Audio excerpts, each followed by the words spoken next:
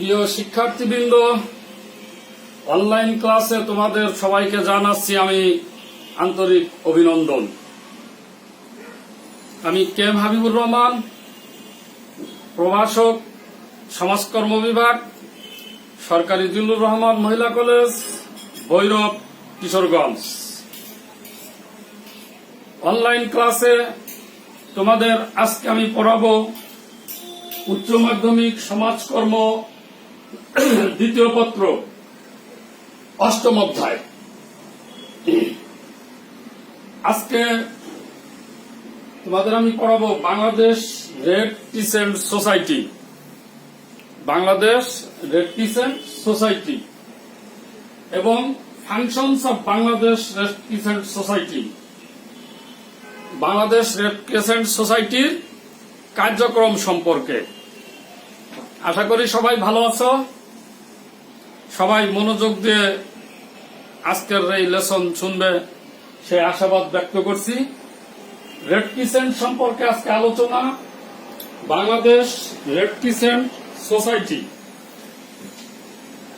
বিশ্ব মানবতার সেবায় যেসব আন্তর্জাতিক সংস্থা কাজ করে যাচ্ছে তার মধ্যে রেড ক্রস অন্যতম। বাংলাদেশ রেড ক্রিসেন্ট সোসাইটি একটি আন্তর্জাতিক স্বেচ্ছাসেবী মানবিক সংস্থার নাম রেড ক্রস। অসহায়, দুস্থ, পীড়িত ও বিপদাপন্ন মানুষের অবস্থার উন্নয়নে রেড ক্রস কাজ চালিয়ে যাচ্ছে। মুসলিম বিশ্বে এর নাম রেড ক্রিসেন্ট সোসাইটি। সুইজারল্যান্ডের অধিবাসী স্যার হেনরি ডুনান্ট নামক একজন মানবদ্রোহী ব্যক্তির সদিচ্ছা ও চেষ্টায় বিশ্ব মানবতার কল্যাণের লক্ষ্যে 1863 সালে রেড ক্রসের জন্ম লাভ করে। আমি আবার বলছি, প্রিয় শিক্ষার্থীবৃন্দ, সুইজারল্যান্ডের অধিবাসী স্যার হেনরি ডুনান্ট নামক একজন মানবদ্রোহী ব্যক্তির সদিচ্ছা ও চেষ্টায় বিশ্ব মানবতার কল্যাণের লক্ষ্যে 1863 সালে রেড ক্রসের জন্ম লাভ করে। 1859 সালে ফ্রান্স ও অস্ট্রিয়ার মধ্যে এক ভয়াবহ যুদ্ধ সংঘটিত হয়। যুদ্ধে বহু সৈন্য আহত ও নিহত হয়। যুদ্ধের পর বিনা চিকিৎসায় আহত সৈন্যরা মৃত্যু যন্ত্রণায় ছটফট করতে থাকে। সুইজারল্যান্ডের এক যুবক হেনরি ডুনান্ট যুদ্ধাহতদের করুণ ও মর্মান্তিক দৃশ্য থেকে ব্যথিত হন এবং আহতদের সেবা শুশ্রূষা করার ব্যবস্থা করেন।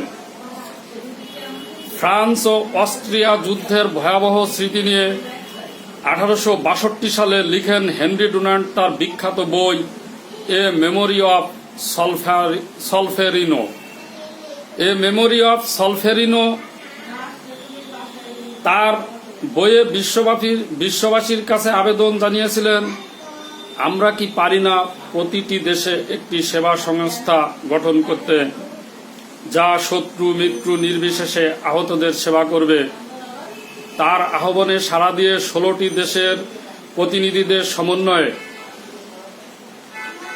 1863 সালের 26 অক্টোবর একটি আন্তর্জাতিক সম্মেলন অনুষ্ঠিত হয়।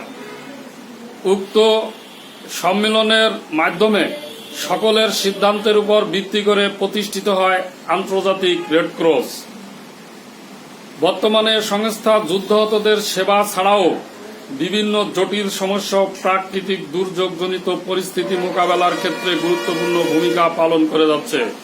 বিশ্বের অধিকাংশ দেশে এ সংস্থার শাখা বিস্তৃত। পাকিস্তান আমলে বাংলাদেশ রেড ক্রস সোসাইটি নামক প্রতিষ্ঠান গঠন করা হয় এবং পূর্ব পাকিস্তানের একটি শাখা প্রতিষ্ঠিত হয়। বাংলাদেশ স্বাধীনতা লাভের সাথে সাথে এর পূর্ব পাকিস্তান শাখা বাংলাদেশ জাতীয় রেড ক্রস সোসাইটি নামে আত্মপ্রকাশ করে। পরবর্তীতে 1972 সালে বাংলাদেশ সরকারের এক আদেশ বলে বাংলাদেশ রেড ক্রস সোসাইটি গঠন করা হয়। 1973 সালে আন্তর্জাতিক রেড ক্রসের তেহরান সম্মেলনে বাংলাদেশ রেড ক্রস সোসাইটি পূর্ণ স্বীকৃতি পায়। 1988 সালে বাংলাদেশ সরকার ইসলামকে রাষ্ট্র ধর্ম হিসেবে ঘোষণা করার পর রাষ্ট্রপতির আদেশ বলে বাংলাদেশ রেড ক্রস সোসাইটির নাম পরিবর্তন করে বাংলাদেশ রেড ক্রিসেন্ট সোসাইটি রাখা হয়। বর্তমানে এটি আন্তর্জাতিক রেড ক্রসের সদস্য হিসেবে এ নামেই কাজ করে যাচ্ছে। বর্তমানে আন্তর্জাতিক রেড ক্রসের কার্যক্রম দুটি সংগঠনের মাধ্যমে পরিচালনা করা হয়: আন্তর্জাতিক রেড ক্রস কমিটি IRCS ও league of the red cross society LRCS।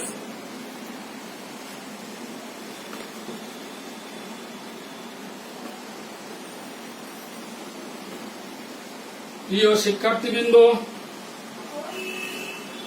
আমরা জানতে পারলাম যে রেড ক্রস সমিতি সম্পর্কে। আন্তর্জাতিকভাবে এই সংস্থার নাম রেড ক্রস সোসাইটি, মুসলিম বিশ্বে এর নাম রেড ক্রিসেন্ট, বাংলাদেশেও এর নাম বাংলাদেশ রেড ক্রিসেন্ট সোসাইটি। তোমরা এতক্ষণ আলোচনায় বুঝতে পারছো এর প্রতিষ্ঠাতা sir Henry Dunant. Sir Henry Dunant 1859 সালে এই সংস্থা প্রতিষ্ঠা করেন।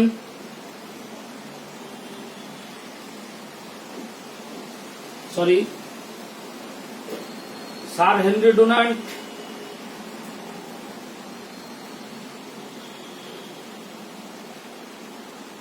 বিশ্ব মানবতার কল্যাণের লক্ষ্যে 1863 সালে রেড ক্রিসেন্ট সোসাইটি প্রতিষ্ঠা করেন। এখন আমরা আলোচনা করব functions of Bangladesh red crescent society. এতক্ষণে রেড ক্রিসেন্ট সোসাইটি সম্পর্কে জানতে পারলাম। এবারে আলোচনা করব functions of Bangladesh red crescent society, Bangladesh red crescent সোসাইটির কার্যক্রম সম্পর্কে। প্রিয় শিক্ষার্থীবৃন্দ, বিশ্বব্যাপী বাংলাদেশ শুধু বাংলাদেশেই নয়, বিশ্বব্যাপী রেড ক্রস সোসাইটি কাজ করে যাচ্ছে। বাংলাদেশের যে সমস্ত কর্মসূচি চালু আছে তার মধ্যে উল্লেখযোগ্য ত্রাণ ও পুনর্বাসন কর্মসূচি, স্বাস্থ্য কার্যক্রম, এতিমদের পুনর্বাসন, জরুরি খাদ্য বিতরণ, জরুরি চিকিৎসা কার্যক্রম, ঘাটতি প্রশিক্ষণ কার্যক্রম, রক্ত সংগ্রহ কর্মসূচি, হাসপাতাল কর্মসূচি ও অনুসন্ধান কার্যক্রম, গৃহ নির্মাণ প্রকল্প, শিক্ষা সংক্রান্ত কর্মসূচি, সমাজ উন্নয়ন, ঘূর্ণিঝড় আশ্রয় কেন্দ্র নির্মাণ, খাদ্য সমস্যার সমাধান, কর্নিয়া ও কিডনি সংগ্রহ, অ্যাম্বুলেন্স ও প্রশিক্ষণ কর্মসূচি, প্রাক দুর্যোগ পাইলট প্রকল্প, যুব রেড ক্রিসেন্ট কর্মসূচি, সমাজভিত্তিক দুর্যোগ মোকাবেলা, গ্রামীণ প্রাতিষ্ঠানিক ও সমাজ উন্নয়ন কার্যক্রম, পার্বত্য চট্টগ্রাম উন্নয়ন কার্যক্রম, সাংগঠনিক ও উন্নয়ন কর্মসূচি, ভূমিকম্প প্রস্তুতি ও সাড়া প্রদান কার্যক্রম ইত্যাদি উল্লেখযোগ্য কার্যক্রম বাংলাদেশ রেড ক্রিসেন্ট সোসাইটি পরিচালনা করে যাচ্ছে। প্রিয় শিক্ষার্থীবৃন্দ, আমরা বিভিন্ন সময় লক্ষ্য করি বিভিন্ন দুর্যোগ, প্রাকৃতিক দুর্যোগ, বন্যা, ঘূর্ণিঝড়, মহামারী, রোগ শোক ইত্যাদি যখনই দুর্যোগ আকারে দেখা দেয় তখনই রেড ক্রিসেন্ট সোসাইটি তাদের সহায়তার হাত বাড়িয়ে দেয়। Functions of Bangladesh red crescent society, Bangladesh red crescent society ত্রাণ ও পুনর্বাসনমূলক কর্মসূচি পরিচালনা করে থাকে। কোন প্রাকৃতিক দুর্যোগ, বন্যা, ঘূর্ণিঝড় ভূমিকম্প, ইভেন বর্তমানে যেটা চলছে কোভিড-19 এই মহামারী, এরকম কোনো মহামারীতেও ত্রাণ কর্মসূচি পরিচালনা করে এবং যারা ক্ষতিগ্রস্ত তাদের বাংলাদেশ রেড ক্রিসেন্ট পুনর্বাসন করে থাকে।